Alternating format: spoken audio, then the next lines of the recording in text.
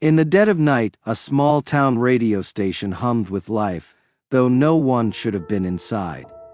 The station's call sign, WMRX, was once a household name, but time and technology had reduced it to static-filled memories. Now the building sat forgotten, save for a flickering red, on-air sign that occasionally glowed in the second-story window. For decades, a single broadcast had been reported by insomniacs and late-night drivers tuning through the dial. A low, almost whispering voice, always cutting in at exactly 12:15 a.m. No host was ever seen entering or leaving the station, and its official equipment had been dismantled years ago. The message, though faint and distorted, was always the same. If you're hearing this, you're not alone, but you need to leave now. Most dismissed it as an urban legend or a prank, but for those who tuned in, a chilling pattern emerged. Within days, listeners reported strange phenomena: flickering lights, shadowy figures in mirrors, or a growing sense that someone or something was watching them. The warnings seemed more than just a message; they felt personal. Tonight, on the cusp of another frigid winter, a curious journalist named Sarah Hastings parked her car near the derelict station.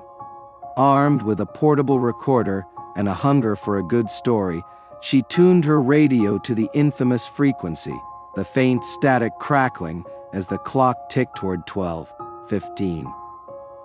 And as the voice broke through the static, Sarah felt the air around her grow heavy, the kind of weight that made it hard to breathe. "You shouldn't have come here, Sarah." Sarah Hastings wasn't just another journalist chasing ghost stories. She was meticulous, skeptical, and known for debunking the supernatural.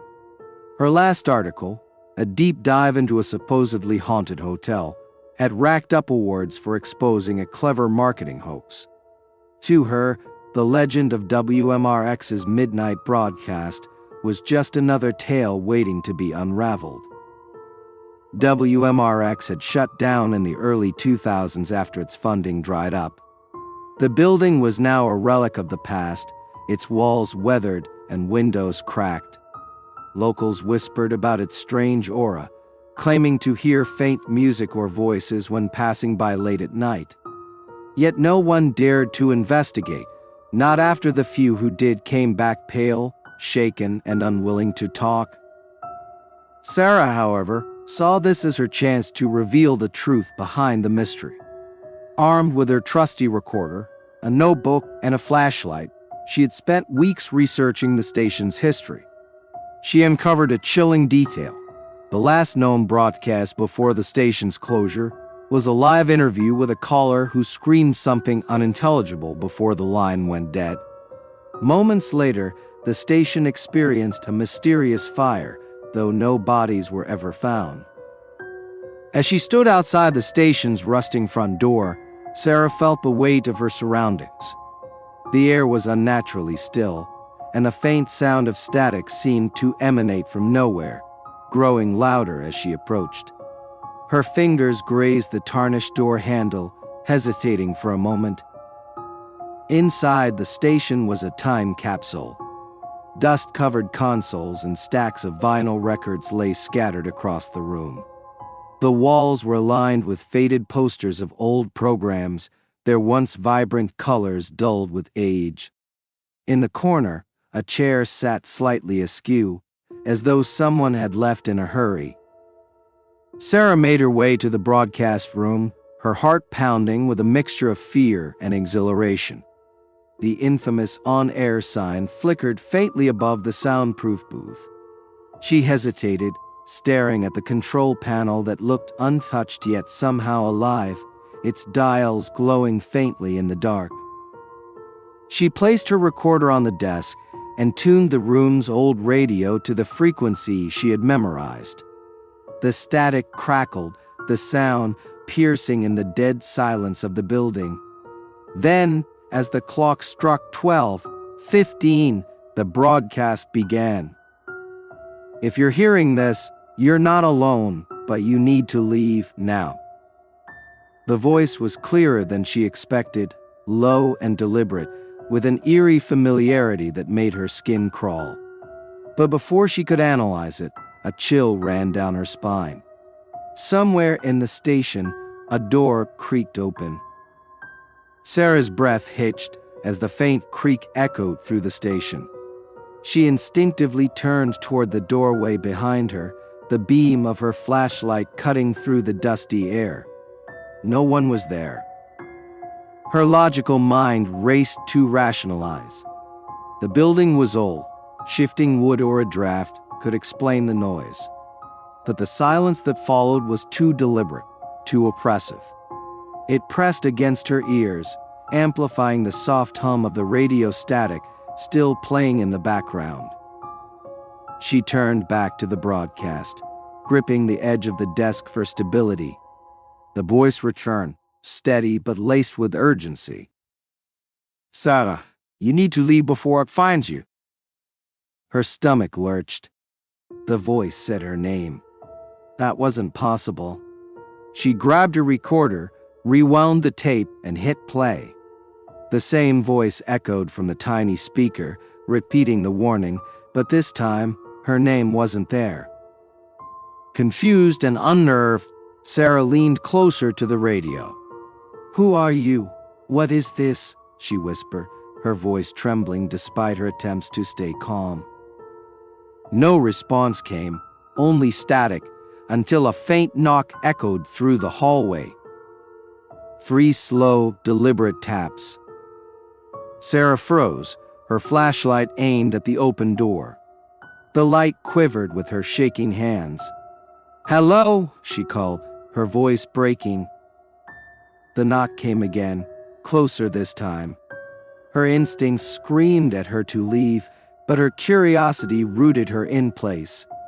She moved cautiously toward the hallway, her shoes crunching on broken glass. The flashlight beam danced over peeling wallpaper and abandoned equipment, casting long, eerie shadows. The hallway ended at the stairwell leading to the basement, a place that hadn't been mentioned in any of her research. A metal door stood slightly ajar at the bottom, its hinges rusted. From behind it came a faint, rhythmic tapping, like someone drumming their fingers on a hard surface. Sarah hesitated, then descended the stairs, one cautious step at a time. With each step, the air grew colder, almost biting, and the tapping grew louder. She pushed the door open with the edge of her flashlight and found herself in a small, windowless room. The walls were covered in faded soundproofing foam, and at the center stood an old recording console. Dusty cassette tapes and reels of film were scattered across the floor. The air felt heavier here, as though the room itself was alive. Then she saw it. A reel-to-reel tape machine, its spools spinning despite the lack of electricity.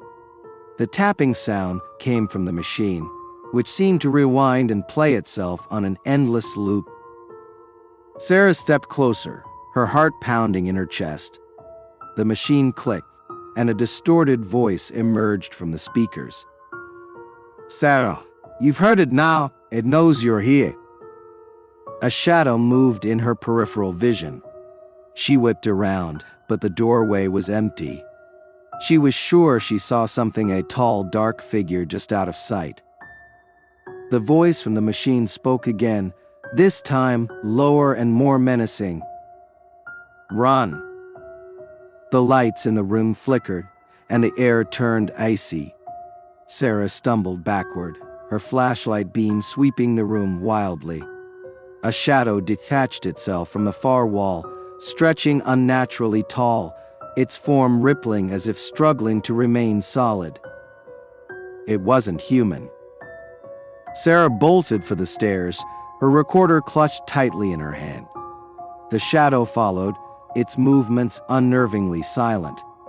As she reached the top of the stairs, the heavy metal door slammed shut behind her, shaking the walls.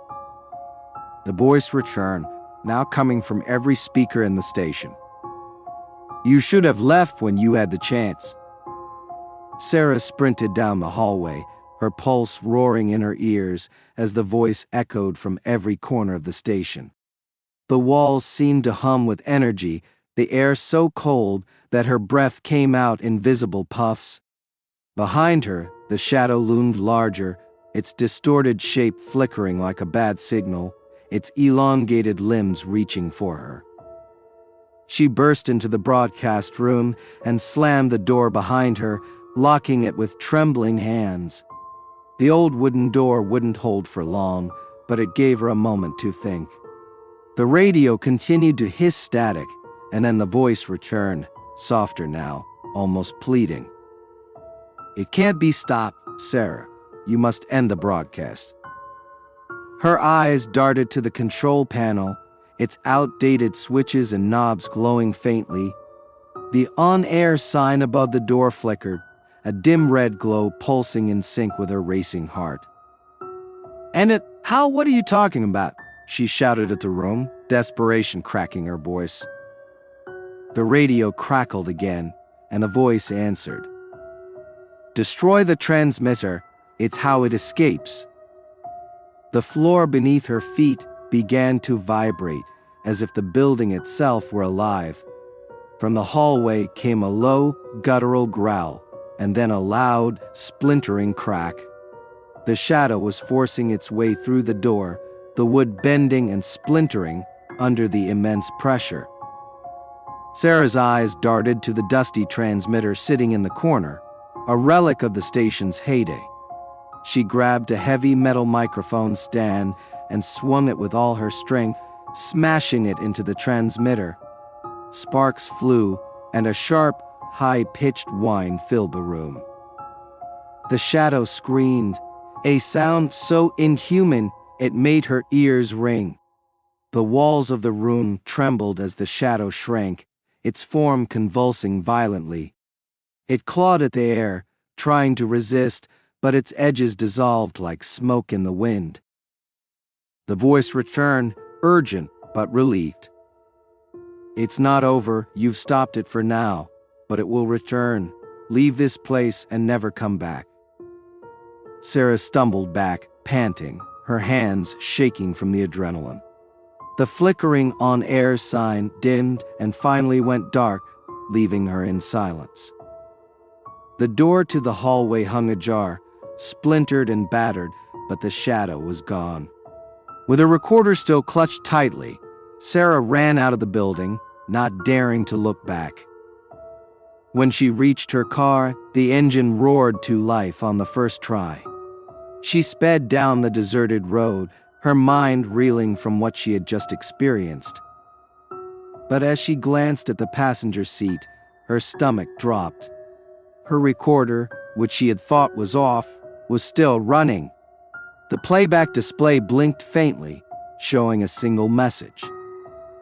"Recording saved, 12:15 am the silent broadcast's last warning." Sarah didn't stop driving until she reached the safety of her apartment on the edge of town. Even then, she kept her lights on, the curtains drawn tight, and the doors securely locked. She replayed the events of the night over and over in her mind, trying to reconcile what she had seen with her steadfast belief in logic and reason. Her recorder sat on the coffee table, its presence both comforting and unnerving. She hadn't dared to play back the tape yet, fearing what she might hear. Instead, she stared at it as if it were an alien artifact, its blinking light a quiet reminder of the impossible encounter. The next day, Sarah called her editor and turned down the story. She didn't offer an explanation, simply saying she needed a break from investigative work. The editor, surprised but understanding, granted her some time off. For weeks, Sarah avoided anything to do with the supernatural. She buried herself in mundane routines, trying to forget the voice, the shadow, and the warning she'd narrowly escaped. Yet no matter how hard she tried, the memory lingered. One evening, curiosity finally won. She picked up the recorder, her hands trembling as she hit play. At first, all she heard was static. punctuated by faint echoes of her own voice. Then, as the recording neared its end, the voice returned, clear and deliberate. "You stopped it this time, Sarah, but the signal is stronger than you know. Be ready when it comes back." The tape clicked to an end, leaving her in silence once more. Outside, the winter wind howled, and for a brief moment, she thought she heard the faint hum of static in the distance. But when she looked out the window, the streets were quiet, bathed in the pale glow of a full moon.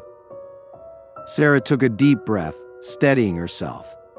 Whatever had happened that night, she knew one thing for certain: it wasn't over.